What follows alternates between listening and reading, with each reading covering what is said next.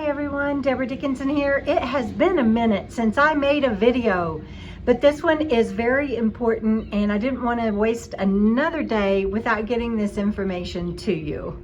Today is a good day to live.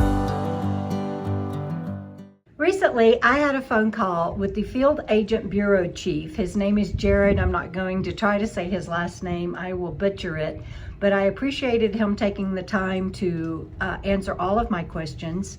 Frugal RV Gal and I listened in on the New Mexico State Parks virtual meeting about their fee structure changes on the 17th and got disconnected. And so I had some questions and I thought that it might be helpful for you guys.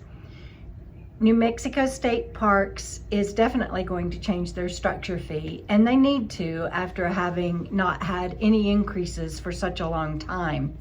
But it impacts me financially so much that I will not be able to do New Mexico State Parks again. But I am not a New Mexico State Park resident. One of the things we need to keep in mind is that the state parks are there primarily for the residents of that state. And do they want other people coming in? Of course, but it's not a national park where they are structured even in their infrastructure and financially to support people outside of their state. So I get it, but let me tell you what it means to those of us that are out of state campers that want to go to New Mexico State Parks. And I also want to say that if you are coming to KOKO Fest this year at City of Rock State Park, that's my annual meetup, and I'll put the information in the links below. It is going to be a blowout because it is the last one that I will hold in the New Mexico State Parks.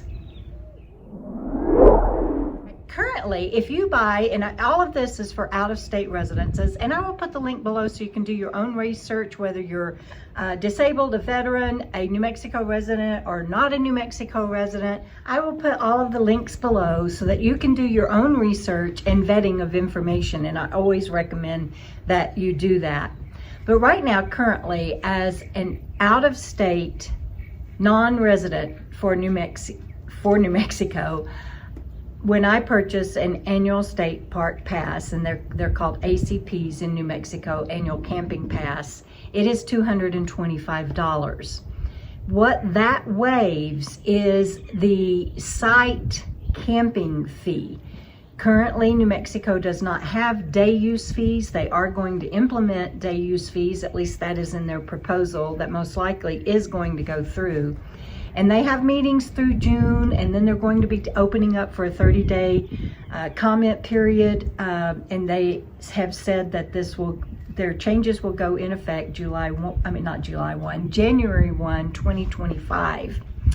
And you can just pretty much guarantee that they're going to go through as shown. And I'll put the table below. They've done a good job of showing what they currently are, what they had proposed that didn't go through, what their new proposal is, and then they have a column for what it means in revenue to New Mexico. But mainly what you're going to be interested in is what it currently is and what the new changes are. So at $225, that waives the camping fee per site. Currently, if it is a primitive site without improvements, a picnic table or anything, it's $8, again for non-residents. That's going up to $15.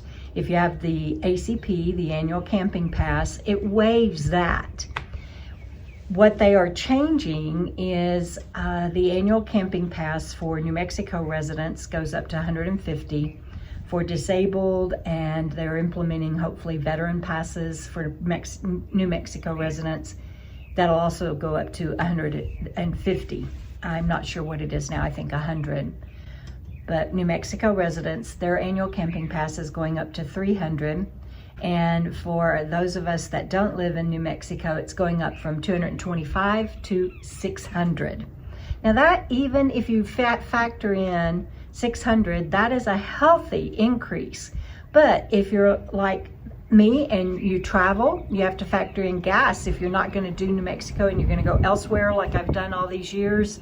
then you have to factor in the gas, and it comes out about even if I wanted to stay in the Southwest. So I conceivably could see myself paying $600 for that annual camping pass, even though it's going up from $225 to $600.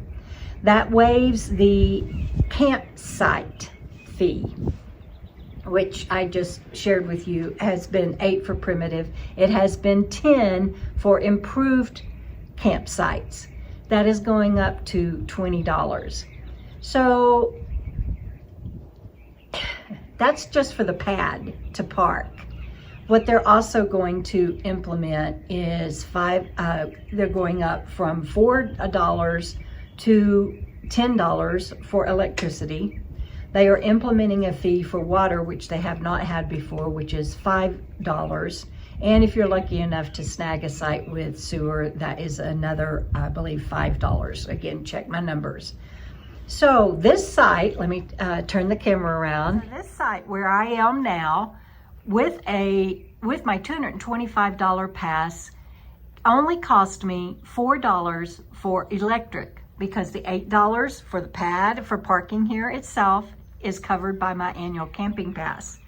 With the $600 annual camping pass, I will be paying that $600 plus, and it'll waive the cost for the site, which is going up to $20, but the annual camping pass will waive that $20, but I would have to pay $15 a night for this site because it has water and electricity. So it's gone up for me from $225 for the annual camping pass to $4 a night for electricity if I camped in a site with electricity, and there hasn't been a water fee.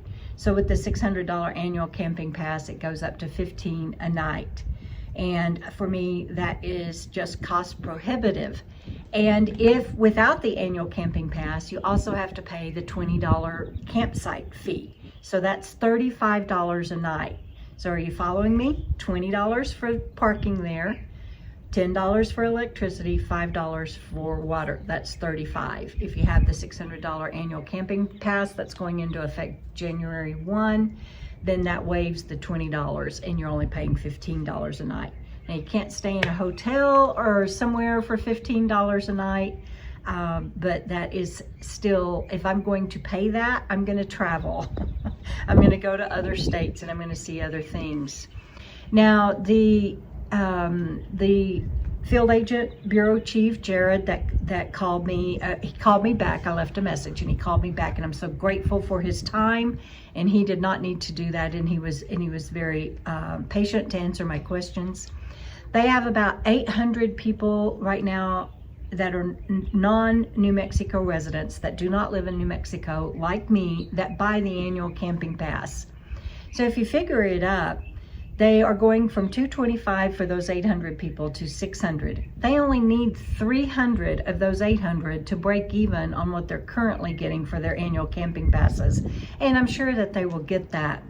What they are trying to do is and they're also talking about changing the time limits. Right now, you can go to a campground for 14 days and be out for 6 days and come back. They are looking to change that. And Jared told me this. They are looking to change that from 7 days in 20 days or a month. So you can't do 2 weeks, you can only do 7 days. And they're looking at doing that in peak seasons, is what he explained to me. And again, do your own vetting, and they have meetings that you can still go to, and then they're going to be opening up for comments and questions, and we'll post that. And I'll put those links below.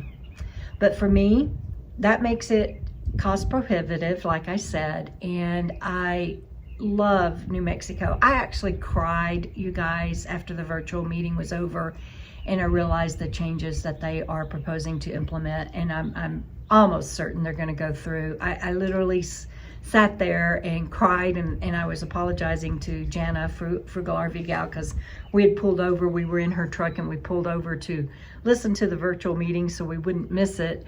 And it just, when I realized that I'm not going to get to enjoy New Mexico state parks anymore, it broke my heart. Actually, I've grown to love New Mexico. Let me give y'all a little more view than just the wall.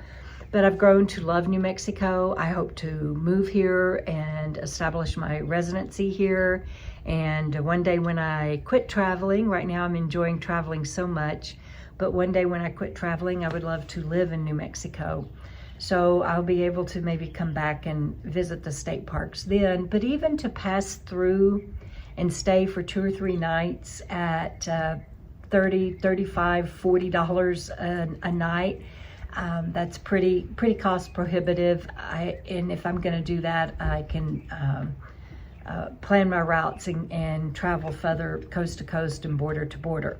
So that's what I'm going to be doing from now on. And Frugal RV Gal has agreed the same. She does not want to buy the 2025 annual camping pass for New Mexico State Parks. And I hope that this information is helpful to you to know what's coming down the pike. And Field Agent Bureau Chief Jared said that it will be effective January 1. So it's been fun. Go back and look at all of our videos from the New Mexico State Parks. We are going to fish our hearts out this summer because now we have all this fishing gear and everything. And that's something that I told Jared. I said, you know, between the two of us, we spend anywhere from, $15,000 to $20,000 a year in New Mexico. We buy the New Mexico state fishing license. We buy supplies, we support locals, we abide by the rules, and he's like, his focus isn't on the 800, and I get that. It's not on the 800 non-residents that have been buying the state park pass, and they don't want people doing what we've been doing every 2 weeks, going from state park to state park. We consider that camping. I'm camping just like anybody else. I'm paying the same fees anybody else pays. I abide by the rules, laws, and regulations probably better than and more strictly than most, but that's not the kind of campers they want, and so they win. They're not getting us. We will not buy another annual camping pass, and we will not do the New Mexico State Park at state parks as we have done for the last 3 years, and this will be my final KOKO Fest in New Mexico. So let me know if you have any questions and comments below. I'd love to hear from you, and thank you for being on this journey with me. I am headed to a memorial, and I have been finishing my book, so I am behind on posting videos, but I wanted to get this one out to you as soon as I could. Keep on keeping on, everybody. We'll see you down the road. Have a great day. Today